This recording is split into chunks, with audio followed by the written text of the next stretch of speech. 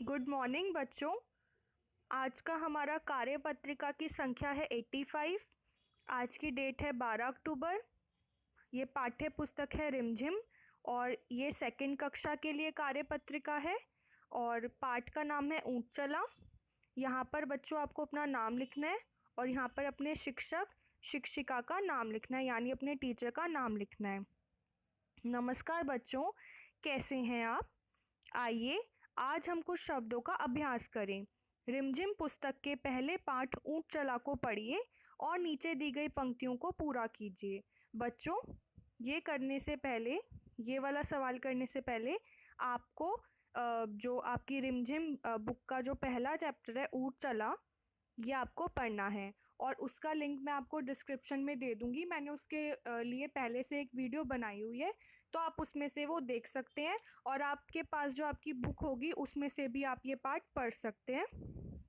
और उसके बाद आपको क्या करना है, आपको ये जो पोयम है ऊंट चला, उसकी नीचे कुछ पंक्तियाँ दी गई है यहाँ पर, तो आपको ये पूरी करनी है।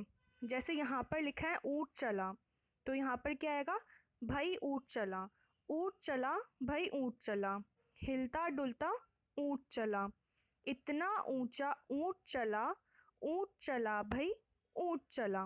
ठीक है, ये आपको अपने हिंदी की बुक में से देखकर इस कविता को पूरा करना है। नीचे दिए गए शब्दों को बोलकर पढ़िए और अपनी कॉपी में भी लिखिए। अब नीचे आपको कुछ शब्द दिए गए हैं, यहाँ पर आपको इनको पढ़ना है और उसके बाद इसे अपनी कॉपी में भी लिखना है। सबसे पहले क्या है, ऊंट। ये क्या लिखा है, ऊंट। ये है मुंह, क्या है, मुंह। ये क्या है, आँख, आँख। चांद, चांद। ऊंचा, ऊंचा। पूंछ, पूंछ। मूंग, मूंग। माँ, माँ। गूंथ, गूंथ। आंगन, आंगन। ठीक है, आपको इन शब्दों को खुद बोलकर पढ़ना है और उसके बाद इसे अपनी कॉपी में भी लिखना है। अब नीचे दिए गए शब्दों में सही जगह पर चंद्र बिंदु लगाना है। चंद्र बिंदु क्या होता है बच्चों? चंद्र बिंदु एक मात्रा होती है, जैसे आ की मात्रा होती है, ई की मात्रा होती है, ए की मात्रा होती है, ओ की मात्रा होती है, वैसे ही चंद्र बिंदु भी एक मात्रा होती है। और चंद्र बिंदु कहाँ लगता है? चंद्र बिंदु ऊपर की तरफ लगता है। और चंद्र बिंदु कैसा दिखता है बच्चों? चंद्र बिंदु ऐसा दिखता है। ठीक है, अब यहाँ जो हमें नीचे ये जो शब्द दिए गए हैं, इन पर हमें चंद्र बिंदु लगाना है। जैसे सबसे पहला शब्द क्या है, ऊंट। ऊ और ट, हमें ये दिया गया है, तो इस पे हमें चंद्र बिंदु लगाना है। तो इस पे कहाँ पे लगेगा चंद्र बिंदु? चंद्र बिंदु यहाँ पर लगेगा, ऊंट। ठीक है, पहले ये ऊंट था, ऊ और ट ऊंट था, इस पे चंद्र बिंदु लगने के बाद ये क्या बन गया, ऊंट। अब अगला देखते हैं। अगला है म पे ऊ की मात्रा और ह, ये है मुँह। हमें इसे मुँह बनाना है, तो हम इस पे यहाँ पर चंद्र बिंदु लगा देंगे, तो क्या बन गया, मुँह। मुँह माने फेस। ठीक है, इसके बाद है ये आँख, आ ख, ये क्या है, आँख। अब आँख तो कोई वर्ड होता नहीं है, तो इस पर हमें चंद्र बिंदु लगाना है, तो इसका चंद्र बिंदु कहाँ लगेगा, यहाँ पर लगेगा। तो ये क्या बन गया, आँख। क्या बन गया, आँख। आँख क्या होती है, आईज। इसके बाद है पूछ। पू प पे ऊ की मात्रा, पू छ, पूछ। अभी ये है पूछ, हमें इससे पूछ बनानी है, तो इस पर हम चंद्र बिंदु यहाँ लगाएंगे, तो क्या बन गया, ये पूछ बन गया। क्या बन गया, पूछ। पूछ माने टेल। नेक्स्ट है गूथ। ग, ग पे ऊ की मात्रा, थ, गूथ। इस पे हम चंद्र बिंदु यहाँ लगाएंगे, तो ये क्या बन जाएगा, गूंथ। ये बन जाएगा गूंथ। गूंथ माने गूंदना, जैसे आटा गूंथते हैं वो होता है गूंथ। अगला क्या है? आगन। आ ग न, आगन। आगन तो कोई वर्ड नहीं होता है, इस पर हम चंद्र बिंदु लगाएंगे तो ये क्या बन जाएगा? आंगन। आंगन माने बरामदा। अगला वर्ड है माँ। माँ, म पे आ की मात्रा माँ। अब इस पे हम चंद्र बिंदु लगाएंगे तो ये क्या बन जाएगा? माँ। क्या बन जाएगा? माँ। पहले ये माँ था, फिर ये माँ बन गया। फिर है चाँद। च पे आ की मात्रा चा, द, चाँद।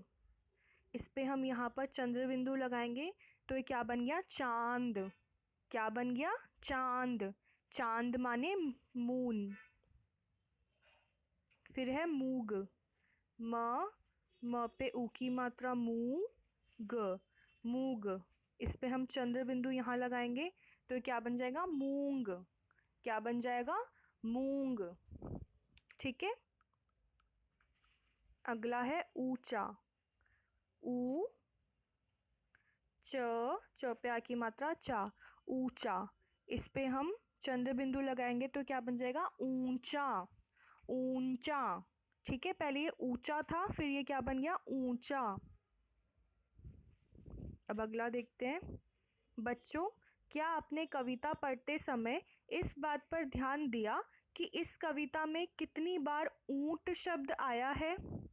ज़रा फिर से गिनकर बताओ तो। अब बच्चों, आपको ऊंट चला भाई ऊंट चला पोयम को पूरा पढ़ना है अपनी बुक में से, और उसके बाद उसमें काउंट करना है कि उसमें कितनी बार ऊंट शब्द आया है। ठीक है, उसमें कितनी बार ऊंट शब्द आया है ये आपको काउंट करके, ये आपका होमवर्क है कि ये आपको यहाँ पर लिखना है। ठीक है बच्चों, चलिए अब हम एक ऊंट का चित्र बनाने का प्रयास करते हैं। चलिए अब हम एक ऊंट का चित्र बनाने का कोशिश करते हैं। जैसे यहाँ पर दिया गया है, यहाँ पे 4 स्टेप्स दिए हुए हैं, 1 2 3 4, ये 4 स्टेप्स हैं।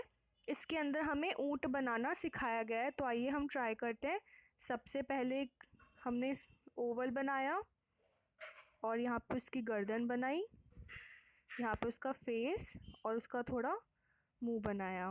फिर उसका एक हम्प बनाया यहाँ पे, कूबड़, जिसको कूबड़ कहते हैं, जो कि ऊंट की पीठ पर होता है।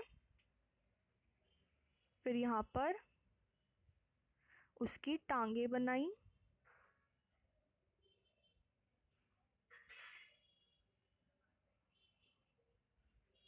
ये कुछ अजीब सा ही बन रहा है, पर आप इसको कॉपी में अच्छे से बना लेना बच्चों।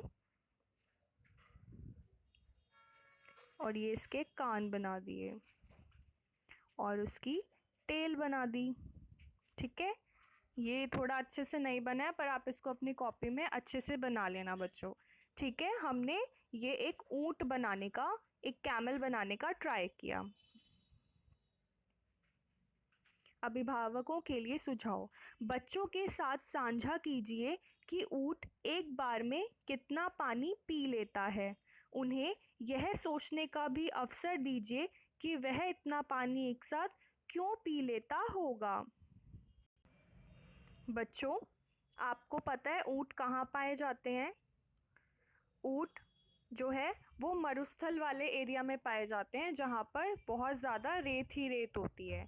ठीक है, अब आप ये सोचिए कि ऊंट एक बार में कितना पानी पी लेता होगा। अब सोचिए और ज़रा अपने माता पिता से इस बारे में डिस्कस कीजिए। बच्चों, जो ऊंट है वो एक बार में 113 लीटर पानी पी सकता है, वो भी 13 मिनट में। अब सोचो 113 लीटर तो कितना ज़्यादा होता है ना। और इसके अलावा जब वो एक बार पानी पी लेता है तो उसके बाद वो 6 महीने तक बिना पानी के रह सकता है। तो बच्चों, ऐसा क्यों होता होगा कि वो एक बार में इतना सारा पानी पी लेता होगा? आप एक बार में कितना पानी पी सकते हैं? हम तो एक बार में 1 गिलास पानी पी सकते हैं, इससे ज़्यादा तो नहीं पियेंगे। अगर हम पियेंगे भी तो हमारा पेट बहुत ज़्यादा भर जाएगा, हो सकता है कि पेट में दर्द भी होने लग जाए। तो ऊँट कैसे फिर इतना सारा पानी पी लेता है? और जब एक बार पी लेता है तो फिर वो उसके बाद बहुत टाइम तक बिना पानी के भी रह सकता है। तो ऐसा क्यों होता होगा बच्चों? ऐसा इसलिए होता है क्योंकि ऊँट जो है वो रेगिस्तान में पाया जाता है। अब रेगिस्तान में तो बहुत गर्मी होती है ना बच्चों? अब बच्चों रेगिस्तान में तो बहुत गर्मी होती है और वहाँ पे तो रेत ही रेत होती है, वहाँ पर तो कोई तालाब या कोई नदी भी नहीं पाई जाती, तो वहाँ पर पानी की बहुत कमी होती है। इसलिए जो ऊँट का शरीर है वो इस प्रकार से बना हुआ होता है कि वो एक ही बार में बहुत सारा पानी पी लेता है और उसके बाद क्या होता है कि ये जो इसका कूबड़ है, जो ये ऊँट का कूबड़ यहाँ पे दिख रहा है, या आपने कहीं आसपास या कहीं ऐसी अगर आपने ऊँट देखा होगा या टीवी में देखा होगा तो आपने उसका कूबड़ देखा होगा। तो उस कूबड़ में क्या होता है बच्चों, एक वसा की थैली होती है और जो भी वो पानी पीता है वो वहाँ उस वसा में स्टोर हो जाता है, उस फैट में स्टोर हो जाता है। और धीरे धीरे जब उसे पानी की ज़रूरत होती है तो वो जो वसा है वो पानी का रूप बनकर और उसको शरीर में पानी की जो कमी है वो पूरा करती रहती है। इसीलिए वो एक बार में ही 113 लीटर तक पानी पी सकता है और उसके बाद वो 6 महीने तक बिना पानी के रह सकता है। ठीक है बच्चों? अब लास्ट में अपने हाथों को साबुन व पानी से नियमित रूप से धोएं। बच्चों आपको पता ही है कि आजकल का समय कैसा है। आजकल हमें खुद को कोरोना वायरस से बचाना है, इसलिए ये बहुत ज़रूरी है कि हम अपने हाथों को साबुन व पानी से नियमित रूप से धोएं। अगर आप कहीं बाहर जाते हैं या कोई वस्तु छूते हैं तो उसको छूने के बाद अपना हाथ सैनिटाइज करें या फिर कुछ समय के बाद अपने हाथ को साबुन व पानी से धोएं। तो ये आपकी वर्कशीट थी बच्चों, ये आपको अपनी कॉपी में करनी है, लेकिन इससे पहले आपको ऊँट चला जो कविता है आपको अपनी रिमझिम की बुक में से उसको पढ़ना है और उसके बाद ये वर्कशीट अपनी कॉपी में करनी है। ठीक है बच्चों? तो बाय बाय बच्चों।